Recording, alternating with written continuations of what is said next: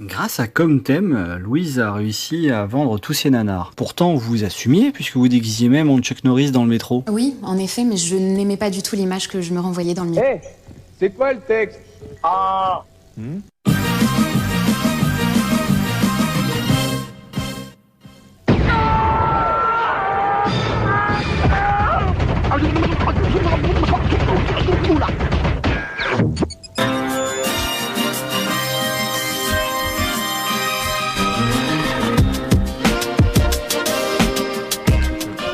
Bonsoir et bienvenue dans Graffiti Cinéma, la seule émission du Loiret au monde à consacrer 2 émissions par décennie à la réalité virtuelle au cinéma. Dans les locaux cette semaine de Virtual Room Saran pour cette seconde édition. Puisque la première, nous étions partis déjà dans les mondes numériques et nous en sommes revenus malgré tout avec des casques hyper stylés sur la tête qui nous font courir partout sur place en se cognant la tête contre les murs assez régulièrement. Tels des figurants refusés au casting zombie de The Walking Dead.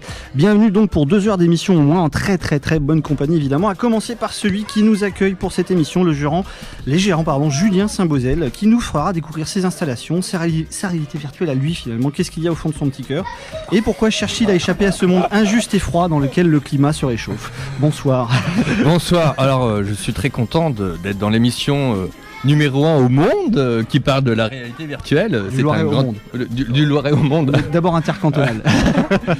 Et effectivement, je vais vous parler un petit peu avec mon petit cœur des aventures qu'on fait vivre aux gens chez Virtual Room. Voilà.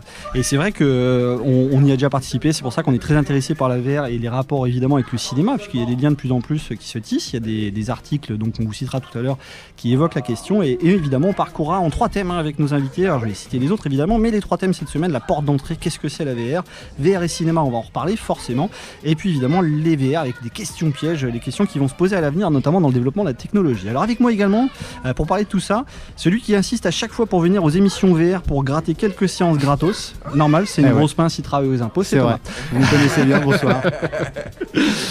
On continue avec celui qui insiste à chaque fois pour venir aux émissions pour gratter des bonbons gratos, mais cette semaine il s'est trompé, mais on va le garder quand même. C'est Loïc qui va nous rejoindre pour une chronique du lendemain. Il y a également celui qui est en vacances, il est là parce qu'il est en vacances et ça aide pas mal pour échapper à la réalité finalement. Et c'est Nicolas. Voilà. Bon, tu peux te tendre vers le micro évidemment. Bonjour à tous. Et il nous dit bonjour à tous, il est très gentil, je le double. Alors on l'a déjà eu au téléphone, hein, Nicolas, pour des émissions super pointues sur Star Trek, là évidemment sur la VR et le cinéma, on va en parler en tant que grand fan de numérique. On a également celui qui est le spécialiste recommandé par le patron. C'est pas sympa, mais on lui met une pression de dingue d'entrée, comme si on balançait un glaçon dans le cou d'un gars ou d'une fille en pleine séance de VR. C'est Mickaël qui est avec nous. Salut. Voilà, évidemment, la technique, on le remercie grandement pour l'installation, le montage et puis à peu près tout ce qui se fait pour que cette émission existe. Et un grand merci à Stéphane qui est avec nous, même s'il supporte le Paris Saint-Germain, il a toujours ce défaut assez persistant. Et merci également aux amis autour de la table, donc Gaël et Walid pour les coups de main. Et nous voler quelques cafés au passage. Quelques heures contre Dortmund. C'est vous dire le sacrifice que fait Stéphane. Il pourrait être en pleine préparation de son match, mais il fait la technique avec nous. Alors la VR évidemment au cinéma, on va en parler avec des quiz évidemment, dans l'esprit habituel, hein, évidemment. On est là pour tourner autour du thème et parler de ce thème en s'amusant dans la bonne humeur évidemment.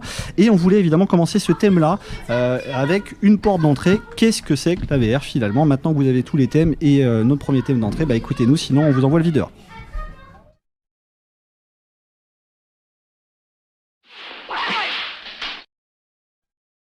Écoutez-nous, si vous ne nous écoutez pas, vous allez voir.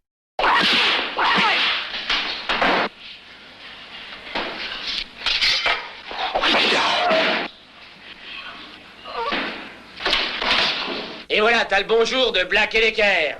Voilà, je cherchais un son thématique sur la VR, j'ai beaucoup galéré.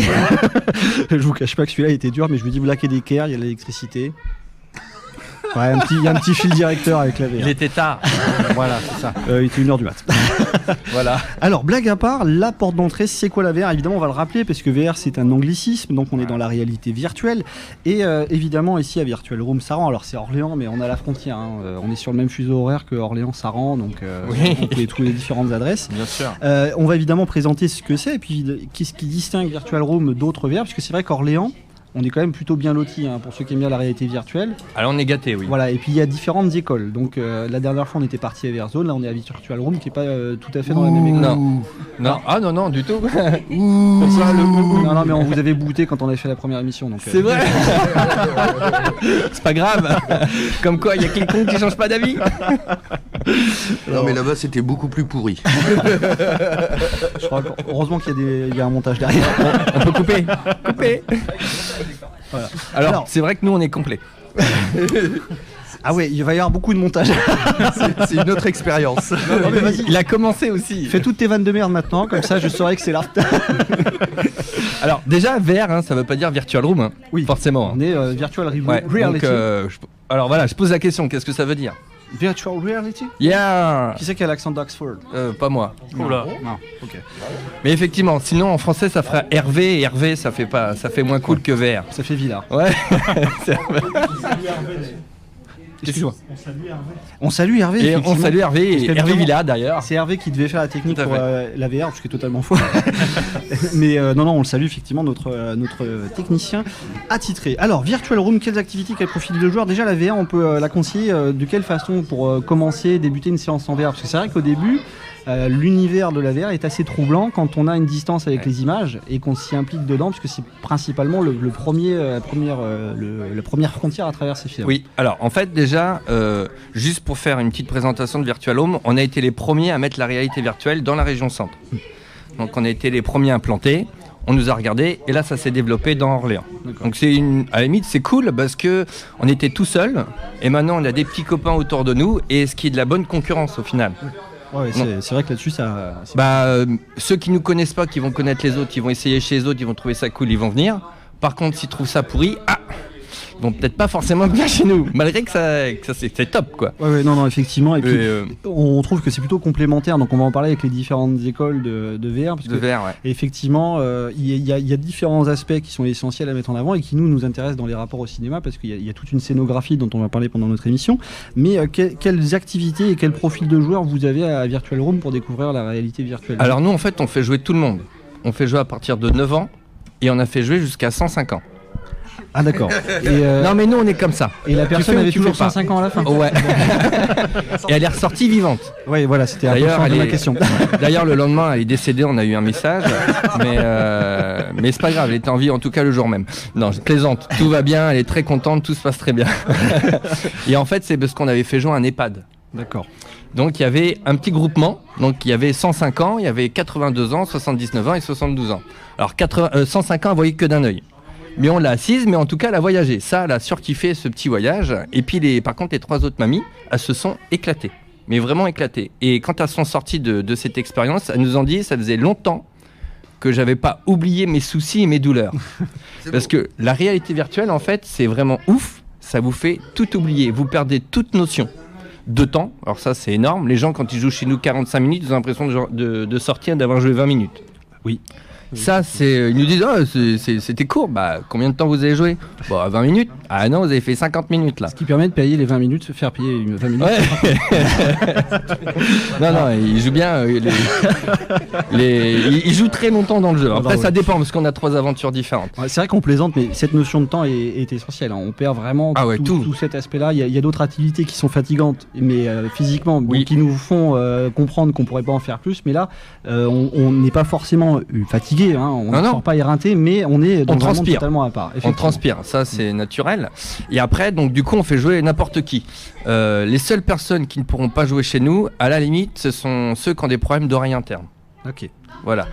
Et ça, justement, dans la VR, par rapport à la question que tu posais tout à l'heure, faut savoir qu'au début, la VR, quand elle est sortie, il y a eu beaucoup de... On peut dire le mot merde à la radio? Oui.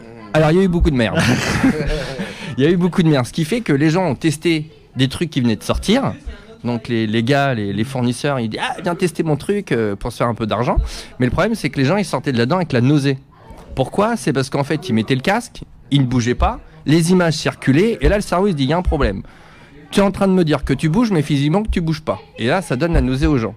Ce qui fait qu'aujourd'hui, alors là, maintenant, beaucoup moins, parce qu'on a un très très bon De quoi? Qu'est-ce qui se passe? Faut pas taper sur la table. Mais je tape pas sur la table, je suis comme les Italiens, je parle avec mes mains.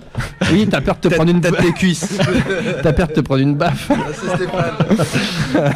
Et en Pardon. ça t'impressionne. Et en fait, du coup, je suis perdu, tu m'as coupé. Ouais, T'en étais On va voir si aux tu gens qui ont suis la au boire du nausée café parce que chez moi. le cerveau Voilà. avançait alors que Exactement, tu n'avançais pas. ça donne des nausées. Et du coup, au début, quand on a ouvert, les gens voulaient pas venir parce qu'ils disaient non, moi ça me donne la gerbe. Alors ce qu'on a fait, c'est qu'on insistait. On dit mettez le casque, vous allez voir que chez nous, vous pouvez pas avoir de nausées. Pourquoi? Parce que justement, on a fabriqué des box. Et les gens se déplacent dans le box. Donc c'est eux qui se déplacent dans le décor et c'est pas le décor qui se déplace à eux. Ce qui fait que chez nous, personne n'a de nausées. C'est pas possible. Oui, c'est vrai que là, pour les box, on rappelle, c'est donc des salles dédiées Oui. à chaque joueur. C'est des pièces, ouais. Donc là, on est autour, on les voit, 1, 2, 3, 4. On en a 8. Effectivement, et donc, chacun a son espace dédié avec Tout des à fait. limites. Alors bon, moi, je l'ai déjà fait, donc je peux quand même un petit peu vous préciser. Vas-y, pète-la. Et je crois que j'avais battu un record d'ailleurs. Ah, c'est bizarre, je m'en souviens pas. Non, mais bon. J'ai pris un pseudo.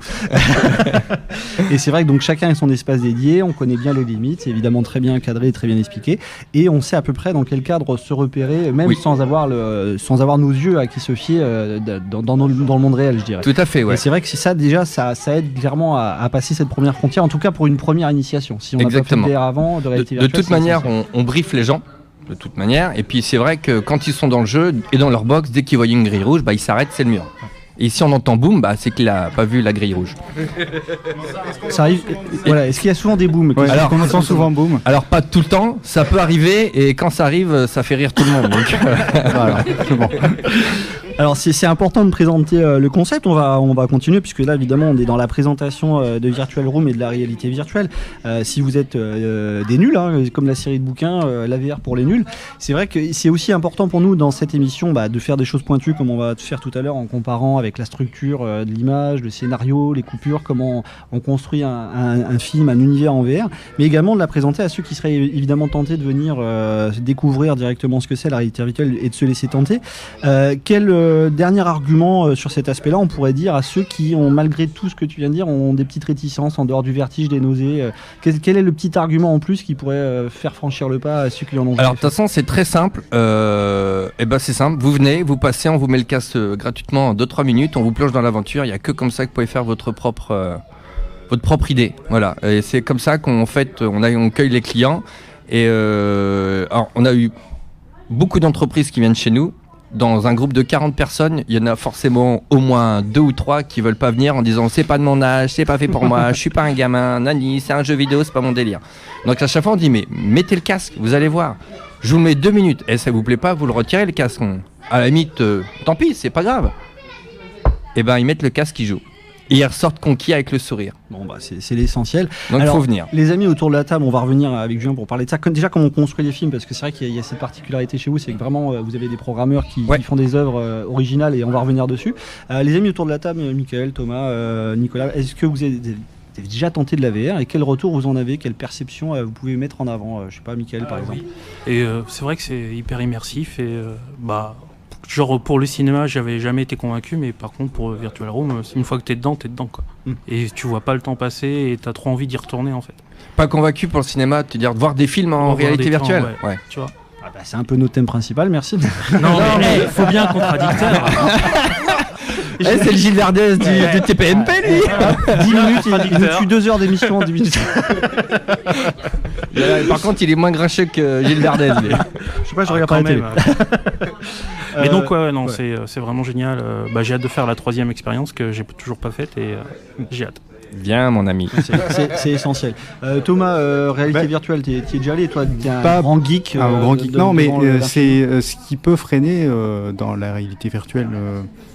À la limite, à la maison, c'est l'offre qui est quand même assez grande. Il y a une offre de prix incroyable. On ne sait pas trop ce qu'il faut réellement choisir. On se dit, peut-être que j'aurais choisi un casque un peu plus bas de gamme. Et est-ce que ça va donner les mêmes impressions que des salles professionnelles avec un matériel? Parce que je suppose qu'il y a un investissement assez fort dans le matériel. Combien ça, poser la question à part, mais combien ça peut coûter un matériel comme ça? Le matos, alors qu'est-ce que c'est déjà? Et Alors c'est très très très vaste tout ça.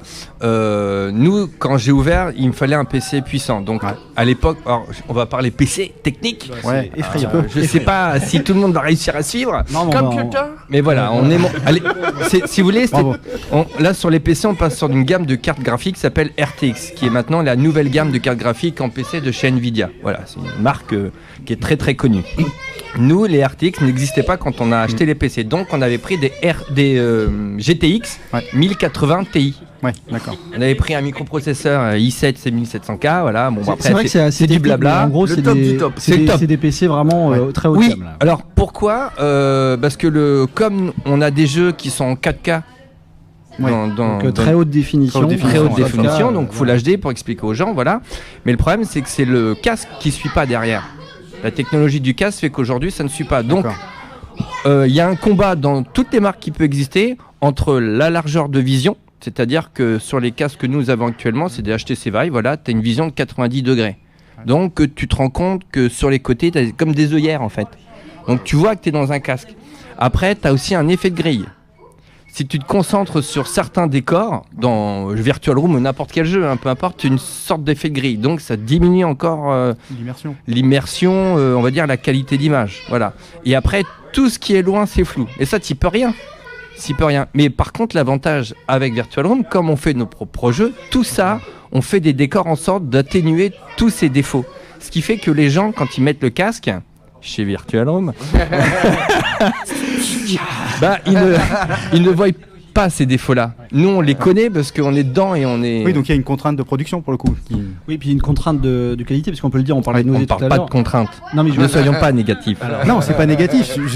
On en a déjà parlé dans le cinéma. La contrainte de production, souvent, ça aide à créer des films ou des contenus beaucoup plus puissants, avec des ajustements qu'on n'aurait pas fait si on avait eu, par exemple, un capital financier très important. Oui, bien sûr. Donc, de toute manière, si tu veux une qualité, si tu veux jouer à un jeu de réalité virtuelle et que tu veux une bonne qualité d'image, tout ça, c'est un PC et un casque relié en filaire. C'est comme le son, c'est pareil. Plus le son est branché, il est meilleur que s'il était en Bluetooth ou peu importe. Un PC, il faut compter, alors je vais peut-être dire une bêtise, mais entre 1000 et 1500 balles. Et un casque, t'en as pour 500 à plus de 1000 euros.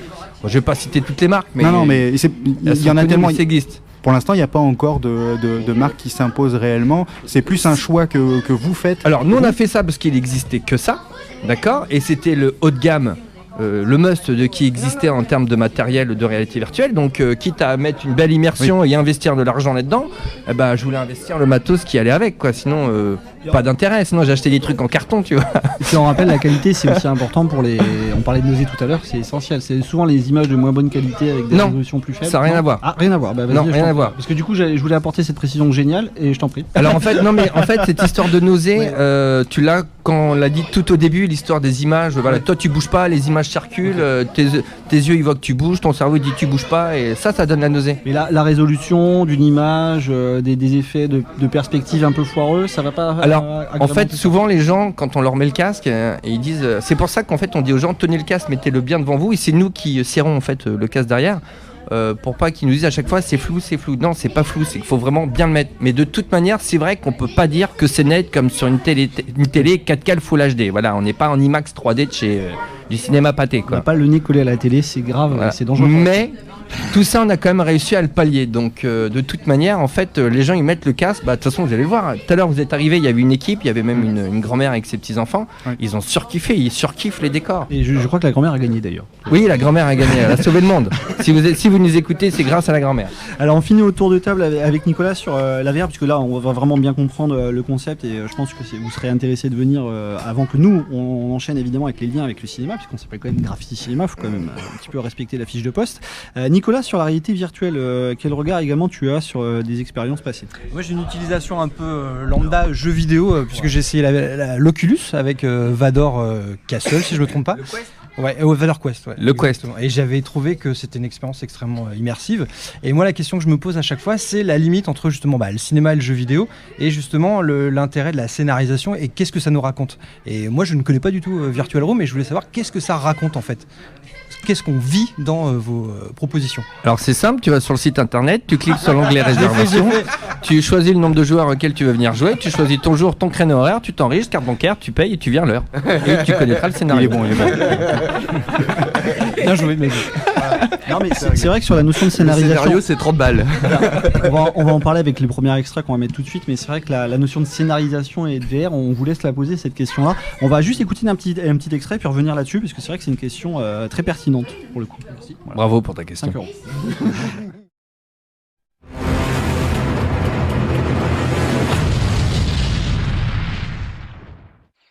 Blake, choisissez un homme. Prenez votre pactage. J'espérais que ce serait une bonne journée. L'espoir, c'est dangereux. Vous avez un frère au 2e bataillon. Oui, mon général. Ils vont tomber dans un piège. Vous avez ordre de leur remettre un message annulant l'assaut de demain matin. Si vous échouez, ce sera un massacre. Si on en parlait 2 minutes. Pourquoi? On a l'ordre de traverser ici. Là, c'est le front allemand. Tenez bon! Si on s'y prend mal, personne n'arrivera à rejoindre ton frère. Alors, un extrait de 1917 de Sam Mendes qui vient de remporter la meilleure photo à l'Oscar, à la dernière cérémonie des Oscars. Et très rapidement, en ayant vu ce film, parce qu'on l'avait chroniqué sans forcément penser à la VR, on s'est dit très rapidement que 1917, c'est le premier grand film finalement qui évoque la VR cette année. Alors pourquoi? Parce qu'on a fait une émission sur le plan séquence, d'ailleurs, qu'on vous conseille en podcast sur iTunes et Spotify. C'est toujours bien de se faire un peu d'autopromo. Et d'ailleurs, on va se poser la question du plan séquence et de la VR. Mais c'est vrai que cet aspect-là, avoir effectivement l'illusion du plan séquence grâce à des technologies numériques et le fait de ne pas avoir de coupure, nous fait directement penser à cette immersion qui est digne du jeu vidéo. Et évidemment, là, le jeu auquel on pense, c'est Battlefield, le jeu, la franchise royale des dernières années sur la Première et la Seconde Guerre mondiale. Alors bon, il y a des joueurs autour de la table, mais je voulais d'abord poser la question à Julien, parce que justement, la question de Nicolas, c'était sur ce qu'on raconte dans un script de VR. Les aventures. Alors sans forcément spoiler de manière totalement dingue la scène de fin, parce que j'ai fait qu'un scénario de toute façon. Mais c'est vrai, est-ce qu'il y a la notion de récit qui rentre en ligne de compte quand on fait une aventure VR? Bien sûr. Ouais. Déjà, le premier truc quand ils font une aventure, c'est le scénario. C'est le premier truc qui bosse. La première aventure et la deuxième aventure, ce sont des voyages dans le temps. On voyage pas dans le temps pour la même raison, d'accord? Et ce qui va les différencier entre la première et la deuxième, c'est le niveau de difficulté. Donc on a une première aventure qui va permettre à tout le monde de jouer, de comprendre comment ça fonctionne, la réflexion de nos énigmes, de prendre du bon temps et de pas trop se casser la tête avec le chrono, d'accord?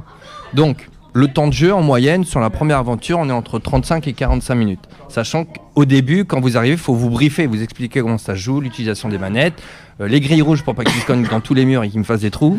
Oui, mais c'est marrant. Ouais, c'est marrant, mais ils m'ont déjà fait des trous. C'est moins cool pour moi.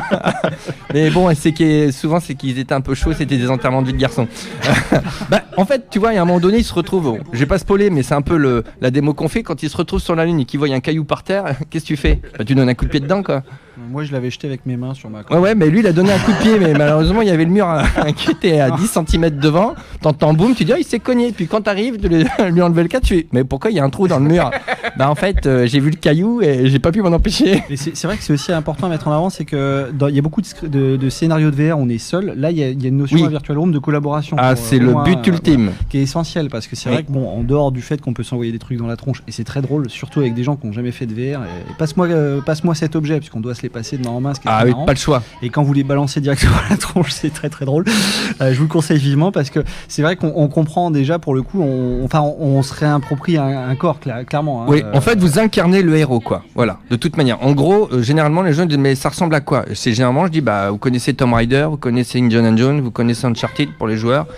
Au lieu de regarder la télé, c'est vous qui êtes dedans. Et la différence, c'est que là, vous êtes avec vos potes. Et c'est ça qui est fun, c'est de se retrouver entre copains dans le même environnement virtuel et vivre cette aventure ensemble.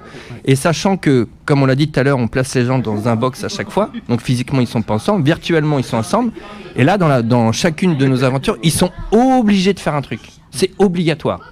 Et donc il y a un truc individuel et un truc à faire ensemble, qui oblige les gens à faire collaborer en permanence. D'accord. Alors pour revenir sur notre premier exemple et cette notion de scénarisation et oui, à chaque fois on dérive. Non, on y revient parce que c'est essentiel de parler de collaboration, parce que justement le reproche qu'on avait fait nous quand on avait parlé de 1917 à la radio et puis d'autres l'ont fait, c'était que finalement ça racontait pas grand chose. C'est-à-dire qu'il y a deux personnes qui partent d'un point à un point B et il y a l'action qui est très prenante et c'est le propre du plan séquence, mais que finalement les événements à proprement parler ils étaient assez classiques et on pouvait assez rapidement se lasser du dispositif du plan séquence. Alors sur un film qui va approcher d'1h40. 1h40, oui. Voilà. Ouais. Après c'est vrai que les scénarios de VR ont tendance à être plus courts. Oui. Ça on également ça se rallonge de plus en plus. C'est de 20 à 40 minutes grand maximum à peu près. Ah non. Alors tu parles de quoi? Nos aventures ou de ce que j'ai vu, mais après pour non, monsieur, madame, tout le monde, tu peux acheter des jeux qui peuvent durer 4 heures, 5 heures, 10 heures maintenant. Ah, ça fait mal aux yeux. Ah oui, maintenant. Alors c'est rare que les gens jouent 4 heures de suite. On fait pas une séance. Non, on alors il y a quand même un mec, il a eu le culot de vivre pendant une semaine en réalité virtuelle. C'est-à-dire que pendant une semaine, il avait 3 casques VR et pendant une semaine, il avait le casque et il fermait les yeux, il changeait de casque quand il avait plus de batterie, il a vécu que comme ça. On t'entend pas. Alors on va reprendre le début. Gilles, on t'entend pas. Il y a déjà eu un gros jeu qui est sorti, qui a utilisé le VR, c'est le Resident Evil, le dernier apparemment qui était génial, en plus un jeu d'horreur. Sur PS, ouais, sur PS, il paraît que c'était dément. Ouais, c'est et ouf, là, le jeu fait 20-30 heures. Après, tu le fais pas en une fois comme Julien dit. Quoi. Ouf quoi. C'est un petit peu dangereux, effectivement. Mais bon, c'est vrai que c'est pas dangereux, mais par contre, je peux te garantir que t'as les yeux rouges et t'es vraiment crevé quoi. Alors, je dis dangereux dans le sens effectivement que le fait de pas avoir de rupture et puis comme les sens sont hyper sollicité, effectivement, il y a besoin vraiment d'une notion de coupure qui est essentielle. C'est immersif, mais il faut pour pouvoir en profiter pleinement, arriver parfaitement à couper et avoir de temps en temps de petits faut avoir des petites coupures. À la réalité. Après, il y en a peut-être qui jouent 2-3 heures, ça les dérange pas, mais c'est sûr, souvent on entend que ça les crève. Mais ils ont pas 105 ans, effectivement. Alors Thomas et Nicolas, sur cet aspect de 1917, avant qu'on passe à un autre son, parce qu'on va se faire aussi dans cette première partie la liste des films VR qui vont sortir cette année, enfin en tout cas qui se rapprochent du thème de la VR. Ah ouais. Sur 1917, la notion de jeu vidéo, de plan séquence, quel regard vous avez là-dessus? Moi je vous rejoins complètement sur 1917. Effectivement, je trouve que la limite de ces nouvelles technologies, c'est qu'il faut que ça nous raconte quelque chose. Et on a un peu cette tendance. Excusez-moi. On a un peu la tendance, je trouve, aujourd'hui, dans le cinéma, si je me rapproche du cinéma et pas de ce qui se passe ici, c'est qu'on a un joli média qui nous raconte pas grand-chose dans beaucoup de films. Et c'est un peu la limite. Je sors de Harley Quinn en 4DX. Je trouve que le film, justement, il m'a bien remué. Voilà, c'était rigolo, mais ça nous raconte pas grand-chose. Alors, ce que tu dis, c'est intéressant parce que j'ai lu il y a pas longtemps là, et c'est les grosses critiques du moment où ils sont en train de dire qu'ils sont tous en train de sortir des Marvel, des machins, des bidules, ou Harley Quinn, où en ce moment c'est plus du visuel, mais pas forcément un fond de scénario travaillé, quoi. Ah bah clairement. Et ça nous raconte rien. Non, mais c'est vrai, c'est ce qui ressort actuellement. Alors, moi, j'ai plus tout le temps d'aller au cinéma, mais c'est vrai que les quelques films que je regarde, c'est juste parce que c'est beau. C'est une belle qualité d'image, mais t'as pas vraiment. Enfin, c'est bateau quoi. Et j'ai regardé. Enfin, je fais une petite parenthèse, j'ai regardé il y a pas longtemps. Mais alors, le truc, j'ai vu ça sur HD, j'ai regardé le dernier Rambo. Non, mais je crois que j'aurais mieux fait de m'abstenir. Mais je me suis dit, c'est cool quoi. Mais fallait pas faire ça. Mais non, mais je me suis dit, putain, le dernier Rambo de Stallone, tu vois, je dis, ça va être un pur film de guerre. En plus, ça a rien à voir. Je tourne un peu ma veste parce que je l'avais légèrement défendu quand on avait parlé dans l'émission. Le Last Blood, c'est celui-là. Oui, parce qu'il y avait quelqu'un de très costaud qui l'aimait dans le studio à ce moment-là. Et non, mais parce qu'il a un petit côté suranné qui est un peu presque, je dirais, intemporel, qui fait qu'il est. Mais il n'y a pas que ça. Il y a une sorte de petite tendresse pour ce film-là. Mais c'est vrai que ceci dit, là, on parle de Rambo, on parle de genre de peur, effectivement, et la VR étant dans le domaine de la sensation pour la découverte, pour l'instant, c'est ramené à deux genres vraiment essentiels, la science-fiction et les frissons. Là, on entend derrière qui sont en train de parler, les candidats, assez régulièrement. On voit que vraiment, on est dans l'interaction la plus basique, la peur, le frisson. Est-ce que l'ambition à venir, sur plusieurs années, ça peut être de découvrir d'autres registres, la comédie, comme le fait déjà le font déjà des films VR par exemple. Déjà je pense que déjà l'avantage c'est que déjà ils ont trouvé vraiment un bon mélange dans nos aventures. Donc la première, la deuxième, le voyage dans le temps. Là on avait une forte demande sur les zombies. Alors je vous avouerai que Bah non, mais c'était demandé à chaque fois. Bah on voudrait des zombies, on voudrait des zombies. Nous, on est pas chaud, quoi, parce que le zombie, tu fais pas jouer tout le monde. Oui. Or que la première et la deuxième, de 9 à 150, tout le monde peut jouer, tout le monde kiffe. Tu vois, quand les grands-parents viennent avec les petits-enfants et qui jouent, bah, moi, ça me fait plaisir. Je dis, putain, on atteint tout le monde. Zombie, j'ai fait les gars, je suis pas chaud, quoi. Pas très très chaud. Là où ils ont été intelligents, et c'est là que tu vois qu'il y a vraiment un travail de scénario, c'est qu'en fait, vous n'allez pas tuer du zombie, mais c'est vous qui allez incarner le personnage de zombie. D'accord. Donc vous êtes des zombies, il faut réfléchir comme un zombie, donc déjà on change de réflexion, il faut éradiquer les humains, donc il faut tuer les humains. Quoi. D'accord. Bon, c'est plutôt sympa, puis il faut bien faire avoir un petit palier avant de retourner dans la vie réelle. Oui, non mais en gros ce que je veux dire c'est que l'avantage c'est d'avoir ses propres scénaristes, enfin d'avoir son propre studio, c'est qu'ils font pas comme tout le monde, c'est qu'ils vont chercher à se différencier de tout le monde et sortir des trucs vraiment originaux et quand tu mets le casque et quand tu vois la qualité du jeu, franchement on n'a jamais été déçu. Et Virtual Room, et c'est pour ça que... Alors, Orléans, on a été les 3e au monde à ouvrir. Donc avec Aurore, j'ai ouvert ça avec Aurore. On a pris le risque, ils avaient qu'un jeu. Maintenant, on est 30 dans le monde. Et dans le monde, c'est les seuls à faire ça. Ça veut dire que ça plaît et qu'ils sont dans le haut de gamme, c'est clair et net. Quoi. Ouais, c'est vrai qu'il doit y avoir quand même cette ambition-là du récit, pour revenir dessus. Thomas, tu voulais rebondir? Oui, quand rebondis. Voilà, ça y est. Ils sont très premiers degrés. Ils sont très taquins. Des vrais gamins. Une fois qu'il arrive le scénario, qu'il est prêt, est-ce que effectivement il y a une phase de bêta test Oui. Voilà, là c'est clairement pour dire que est-ce que une fois que des personnes l'ont testé, on se dit ça y est c'est bon, c'est réglé, on revient pas dessus. Est-ce qu'il y a un retour des fois en se disant ça marche pas ici de ce côté-là, je vais refaire ça. C'est un peu la question Lucas quoi. C'est comme toute console. T'as une PSVR, t'as je sais pas, la Xbox One, tout ça. De toute manière, chaque jeu, t'as forcément une mise à jour. Ouais. Donc faut pas se leurrer dans nos aventures. Déjà nous on va le tester, donc qui sort, donc on les appelle. Le jeu sort bientôt, on peut venir, venez le tester. On donne notre avis. Et après, ce qu'on fait nous, c'est qu'on laisse toujours 2-3 mois de décalage par rapport à Paris. Parce qu'il y a toujours des bugs au début, donc on laisse toute la merde aux Parisiens. Et une fois qu'on sait que le jeu est plus ou moins plus calé et qu'il y a beaucoup moins de bugs, là on dit bon c'est bon, on va le prendre. Et là on prend le jeu. Mais il y a forcément des bugs, ça reste de l'informatique, ça reste un jeu. Par contre quand il y a des bugs, on le note, on a des tableaux donc mondial, tout le monde écrit, donc t'écris en anglais, en arabe, parce qu'il y en a un peu partout dans le monde. Et eux à chaque fois, il y a un mec qui est spécialisé pour réparer tous ces bugs. Alors comme à chaque fois, quand tu répares un bug, bah t'en as forcément un autre qui va réapparaître. Donc tu joues, tu dis celui-là il n'existait pas. Mais c'est ça, alors c'est tout l'intérêt du Game Master aussi, c'est d'intervenir pour pas que le client s'aperçoive de ce bug là. Donc voilà, mais t'as forcément des bugs, c'est logique, mais minimes. Alors Thomas, il a plein de questions super intéressantes. Mais c'est intéressant, c'est bien, bien sûr. Vous dites il y a des salles dans le monde. Est-ce qu'il y a des versions du jeu? Ah oui. En fonction des pays? Non, alors les Virtual Rooms, on a toutes les mêmes aventures et on peut changer la langue. Et ça, c'est l'avantage chez nous, c'est qu'on peut jouer en mandarin, en allemand, en arabe. S'il y a des clients qui arrivent et qui ne parlent qu'une seule langue, alors vous pouvez le changer. C'est marrant, c'est parce qu'eux ils pourront jouer au jeu, mais moi je pourrais pas leur parler. Ouais. Donc justement. Donc, le mec qui vient en mandarin, waouh.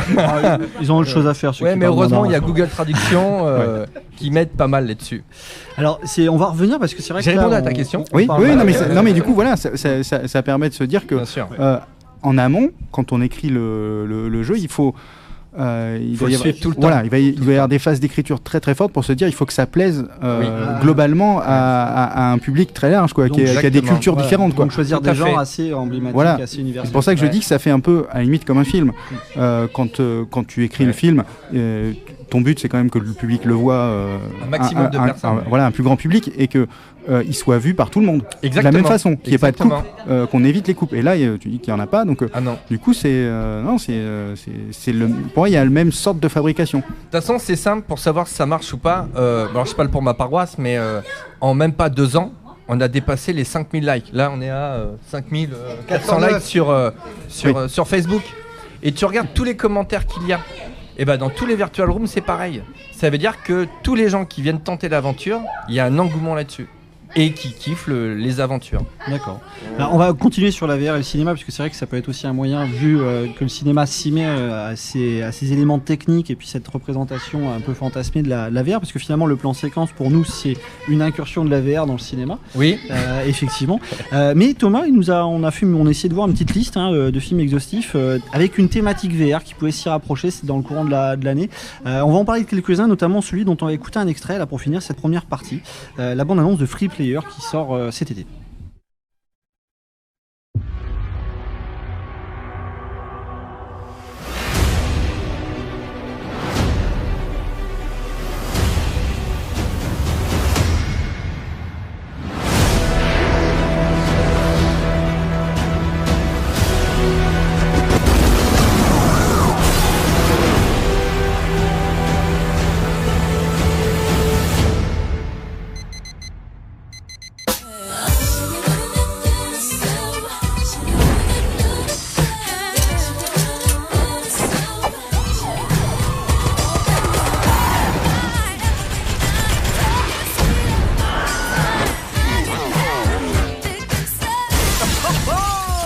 Le lundi, c'est pourri, Joe, hein? Tu l'as dit, Guy. Je ne vous souhaite pas une bonne journée, mais une super journée. Alors on est de retour à Virtual Room, on parle donc de VR et de cinéma, donc avec Julien qui est le gérant, Thomas, Mickaël, Nicolas, Aude et Wade qui sont venus nous voir, Stéphane à la technique et Gaël qui se planque derrière.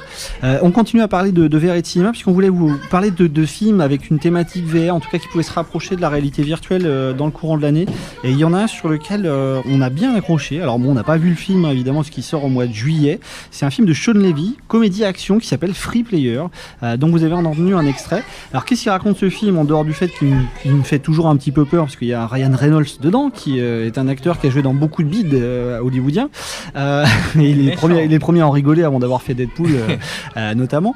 Il raconte en fait le destin d'un PNJ, donc un personnage non joueur dans un jeu vidéo qui décide de prendre à bras le corps son destin et de devenir justement un personnage qui, pour le coup, intervient dans le scénario. Alors Free Player, la bande-annonce du film et le concept est totalement dingue, puisque pour tous les joueurs, les PNJ, donc ces personnages non joueurs, servent strictement à rien. Voilà, ils font partie du décor. C'est de la véritable chair à canon qu'on peut tuer 50 millions de fois dans le jeu, même si on est plutôt pacifiste dans la vie de tous les jours. Et y compris dans la VR, les PNJ, ça serait l'équivalent des zombies si vous êtes des humains, ou des humains si vous êtes des zombies. Donc ce film-là, parmi d'autres thématiques et d'autres films qui évoquent la VR, en plus de la manie numérique, du cinéma numérique de faire le plan séquence, montre que effectivement la VR, en tout cas la réalité virtuelle, petit à petit s'immisce dans beaucoup de scripts. Je ne sais pas ce que vous en pensiez, est-ce que vous avez déjà perçu ça? La dernière fois, avec notre première émission, on avait notamment parlé de Ready Player One. On peut en reparler là, ça a commencé par ça, autour de la table, effectivement, parce que Ready Player One, notamment, est déjà... Il y a encore avant, ouais, Ready Player One est adapté d'un roman qui est devenu un script, qui est de quelqu'un qui, justement, voulait raconter cet aspect de la VR. Alors, qu'est-ce que vous pensez, vous, de petit à petit, de la réalité virtuelle qui pénètre de plus en plus de scripts du cinéma? Alors, il y en a depuis les années 90, mais là, depuis les dernières années, il y a une certaine densité. Mickaël, par exemple? Justement, au fait que la VR se développe, comme Virtual Room, etc., les gens connaissent de plus en plus, donc les scénaristes, ils se disent, c'est le bon filon. Enfin, autant faire, si on, en plus, avec tous les moyens techniques maintenant, 3D, et justement aussi le fait que les films soient en 3D, ça s'y prête, mais totalement, quoi. Ok. En même temps, c'est une technologie que tout le monde a fantasmé depuis très longtemps, qui était pas forcément accessible à tout le monde, parce que moi j'ai 230 mètres carrés, avant il fallait 230 mètres carrés pour faire fonctionner un casque et voir un cube devant toi. D'accord. C'est un peu contraignant. Maintenant t'as besoin même pas de 2 mètres carrés, et encore maintenant t'as un casque autonome, donc forcément il y a un engouement, le fantasme est réel, et maintenant il surfe sur la technologie d'aujourd'hui qui est accessible maintenant pour tout le monde.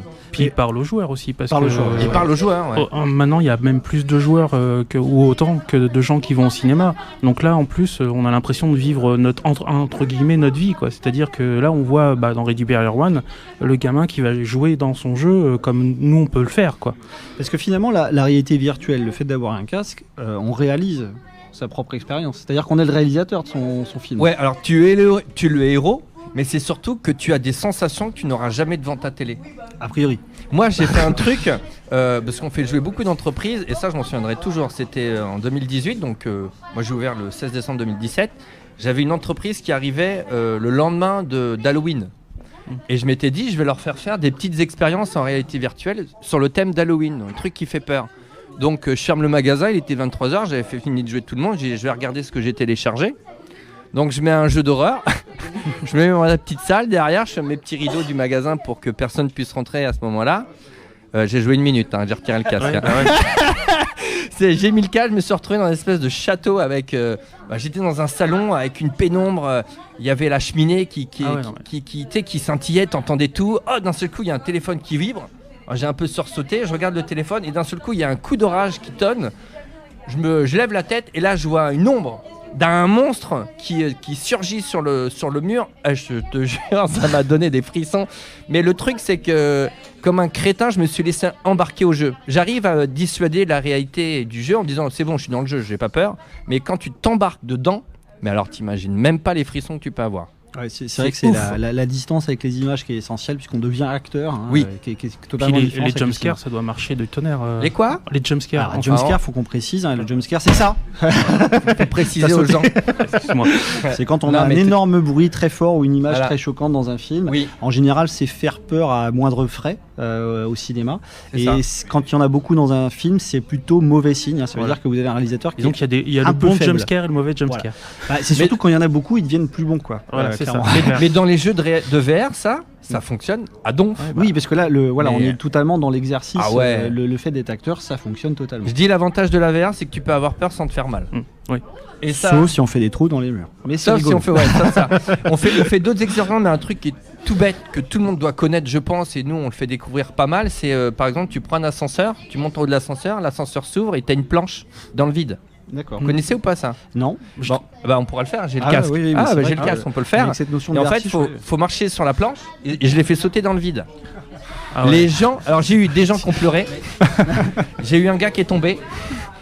Mais en fait, c'est des gars qui avaient le vertige, ils voulaient absolument monter sur la planche.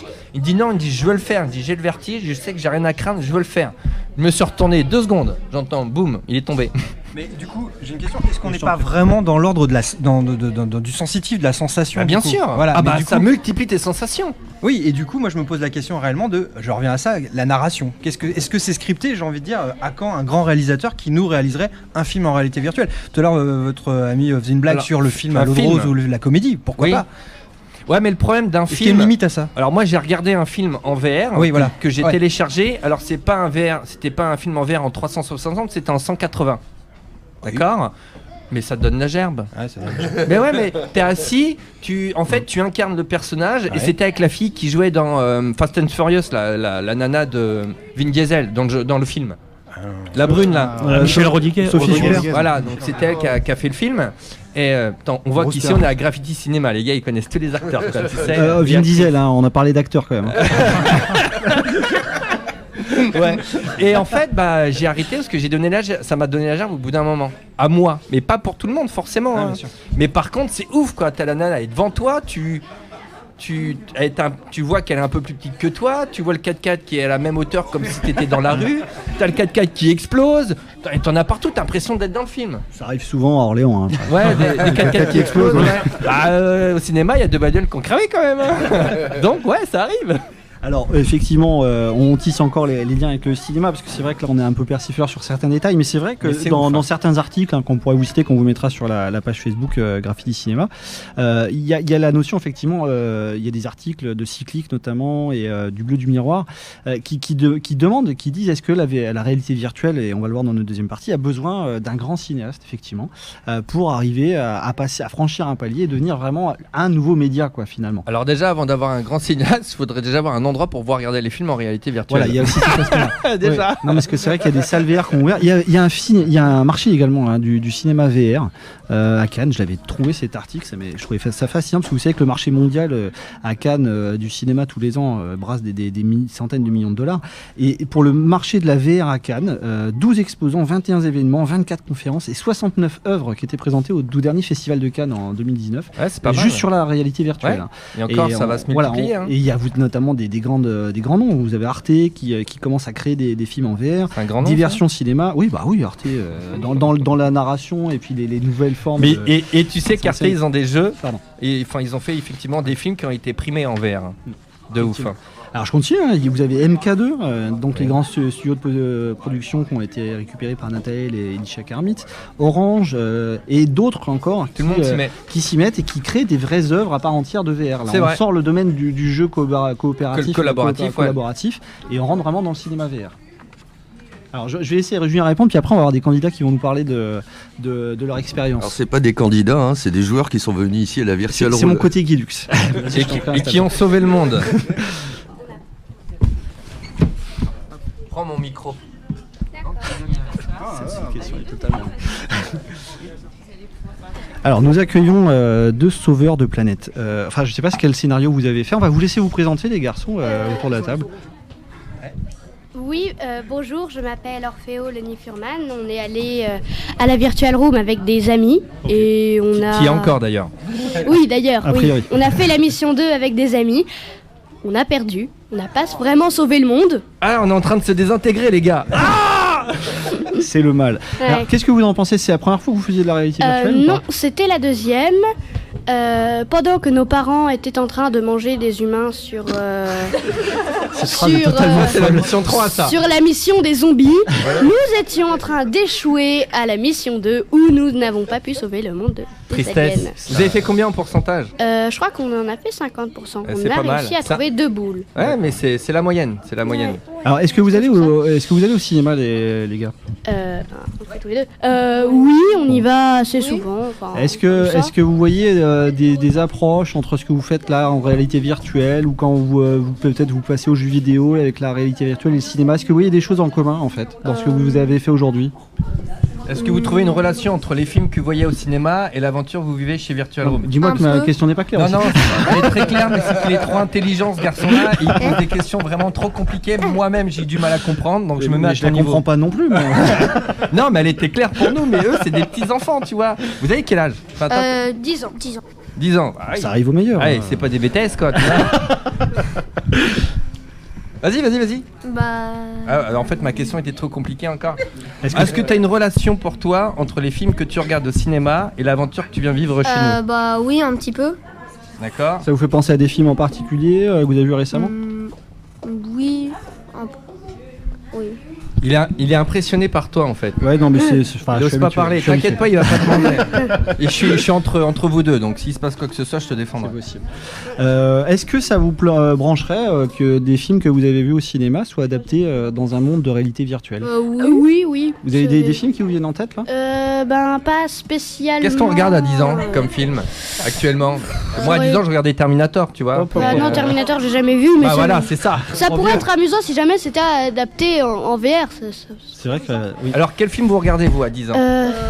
Je me souviens. Kiffez. J'ai pas d'idée. T'inquiète pas, tes parents ils te regardent mais ils t'entendent pas. Tu peux dire ce que tu veux. Oh oui, je sais, j'ai pas d'idée qui me viennent en ce moment. Le dernier film que t'étais voir au cinéma? C'était quoi? On avait vu Star Wars, oui. Le 8 était pas génial, mais en tout cas... Merci. Tu t'es fait des amis, mon ami. Merci. En tout cas, adapté en VR, ça devrait être vraiment bien. Ouais, c'est autre chose. C'est vrai qu'il y a la question du sens aussi de transmission. Hein, faut que ça parte du cinéma pour que ça arrive en réalité virtuelle. Pas forcément, mais là en tout cas, Star Wars, ça existe en film et quand tu le vis en jeu qui existe, le jeu il existe, il est énorme quoi. Ouais, effectivement. On va vous remercier beaucoup les garçons d'avoir les jeunes.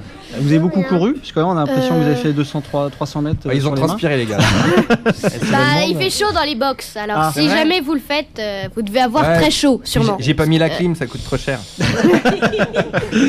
Mais on va la mettre, cela dit. En tout cas, un grand merci les garçons. Puis nous, on va continuer et puis on va faire un petit quiz. Merci. Merci à vous. Merci. Alors le quiz,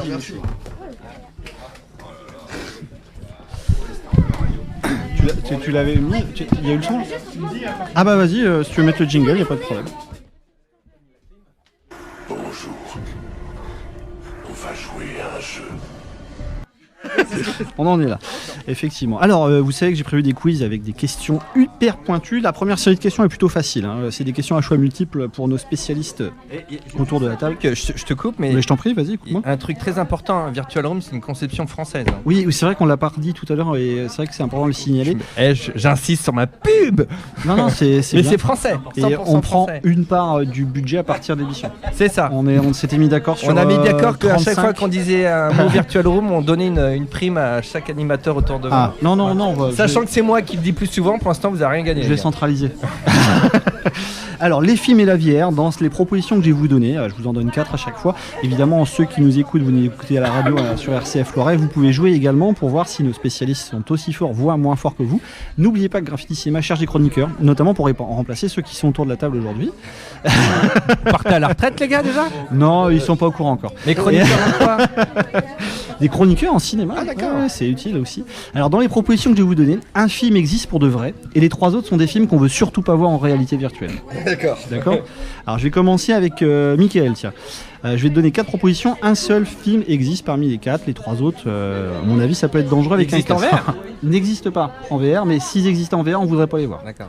Alors, je commence. Le A, 1492, Voyage avec Christophe Colomb. La B, 1492, Christophe Colomb.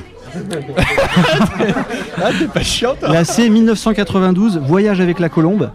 Ou la D, 2092, Voyage dans le colon de Christophe. Oh c'est bien cherché. Hein. À 1h du matin. On va dire que c'est le Voyage avec la Colombe qui existe. Alors, celui qui existait, c'était 1492, Christophe Colomb. Ah ouais. Oui, effectivement. Il y avait un petit piège. Je voyais plus la Colombe, le vol, en 3D. C'est vrai qu'en VR, ça aurait été beau. avec la Colombe pourrait exister. Alors, il y a un film avec une abeille. Allez. En réalité virtuelle. Ça peut être sympa. J'espère que c'est pas une abeille trop agacée, mais. Non, mais je vous le dis, ça existe. Hein. Alors je vais continuer avec Thomas. Pareil, parmi les 4, il y a un film qui existe pour de vrai. Les 3 autres, a priori, on voudrait pas les voir, surtout pas en VR. Alors la première proposition, Trans Days, un film de 83 qui évoque la digestion d'un mauvais champignon qui avait pourtant l'air si joli en forêt ce jour-là. La deuxième, Rance Days, un film de 2006 nous faisant voyager dans une chaussure de footballeur en suivant l'itinéraire de sa chaussette pendant une journée. La troisième, Strange Days, un film de 95 dans lequel on découvre que les drogues du futur c'est mal, même si on découvre aussi qu'une console futuriste est aussi évoluée qu'un Minitel. Et la D, Sponge Days, un film de 2007 de Quentin Dupieux où on découvre la vie d'une éponge sur le point d'être jetée. Alors oui, c'est dingue, mais le mec a aussi raconté la vie d'un peu. Oui, il pourrait le faire. Oui, Effectivement, il pourrait le faire. A, B, C ou D, lequel de ces 4 films existe ? C'est Strange Days. C'est évidemment Strange Days dans 95 de Catherine Bigelow. Effectivement, qui lui-même était un des premiers films à parler d'univers virtuel et puis clairement d'identifier la réalité virtuelle par le prisme du jeu vidéo. Quoi. Après, en même temps que Johnny Mnemonic ou ce genre de film aussi. Ouais, effectivement, là on était encore. Mickaël. Personne n'a compris Existence. Existence, alors Existence, j'ai une question avec. Je vais la poser justement à Julien pour le coup. Et je suis nul en fait. Mais ce qui est bien, c'est que comme il a dit le nom, la question est complètement foirée. Merde. Que du coup, Julien. Existence. Non, mais en fait, voilà, quel est le film existe parmi les 4 ? Donc évidemment, la bonne réponse c'est Existence, un film où on branche sa console directement sur son système nerveux. Je pouvais aussi te proposer Télétense, un film où on branche son système nerveux directement sur les Teletubbies. Gibier de Potenz, un film où on se connecte au système nerveux d'un lapin fuyant la mort devant des chasseurs. Ou Soulier de Satenz, un film où voilà, tu te débrouilles. T'as de l'idée, hein, c'est pas mal. Hein. Il y a de l'idée. Hein. Donc ce point est pour Mickaël. Les gars, il y a peut-être un producteur qui va te piquer l'idée, tu vois. Fais gaffe. Non mais prends des notes. Pourquoi ça peut faire un best-seller. Bon allez, la dernière question avant qu'on retourne à nos moutons effectivement. Pour Nicolas, toujours, quel film existe parmi les 4, donc les 3 autres, on rappelle, des films à ne pas voir, évidemment. Surtout pas en VR. La première proposition, Le Voyage fantaisiste, où un homme choisit de traverser Orléans en pleine scène de Jeanne d'Arc. Le Voyage élastique, où un cascadeur saute à l'élastique pour le plaisir. Sans élastique, c'est plus fun, mais plus dangereux. Le Voyage fantastique, où on soigne un mec en le bombardant de bombes atomiques miniaturisées dans son corps. Ok, mais c'était un gros aft. Et la 4e, Le Voyage en plastique, où nous suivons l'itinéraire d'un déchet plastique de son utilisation jusqu'à ce qu'il soit avalé par un monstre marin en pleine Méditerranée. La C, bien sûr. Voilà, évidemment, la C, Le Voyage fantastique en pleine mer froide. Et là, je parlais également de VR. Mais ta proposition D, je suis sûr que ça peut être fait. Ça. Le Voyage en plastique, ouais.